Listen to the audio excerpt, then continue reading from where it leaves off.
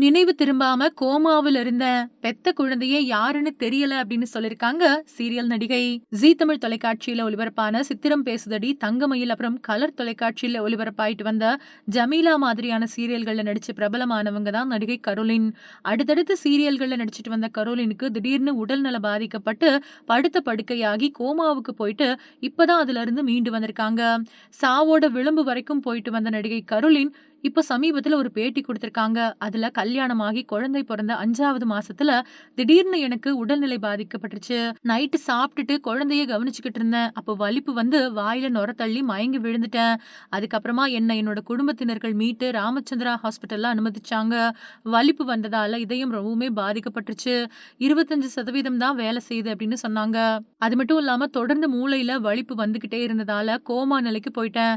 கோமாவிலேயே கிட்டத்தட்ட 16 நாட்கள் இருந்தேன். அந்த நேரத்துல என்ன நடந்தது? யார் கூட இருந்தாங்க? அப்படின்னு எதுவுமே எனக்கு தெரியாது. ஐசியூவுல வெண்டிலேட்டர் கூட சிகிச்சை கொடுக்கறதுக்கு ஒரு நாளைக்கு ரூ. 40,000 செலவாச்சு.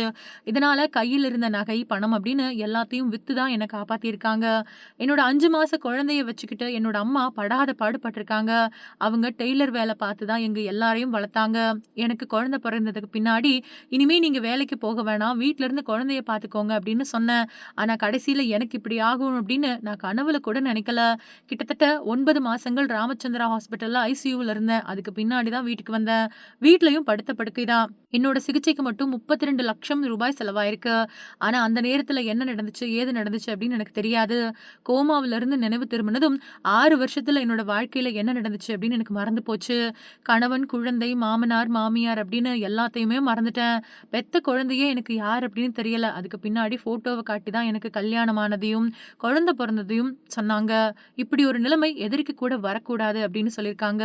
இப்போ என்னோட உடல்நிலை சரியாயிருச்சு. மறுபடியும் சீரியல் நடிக்கிறதுக்காக வாய்ப்புகள தேடிக்கிட்டு இருக்கேன். என்னோட குடும்பம் அனுபவிச்ச கஷ்டங்கள்ல இருந்து அவங்களுக்கு ஓரளவு நிம்மதி குடுக்கணும். கடன்கள்ல இருந்து அவங்கள மீட்கணும். என்னோட அம்மா, தம்பி, கணவர் மட்டும் இல்ல அப்படின்னா, என்னால மீண்டு வந்திருக்கவே முடியாது அப்படின்னு நடிகை கருலின் கண் கலங்கி அந்த பேட்டியில பேசியிருக்காங்க.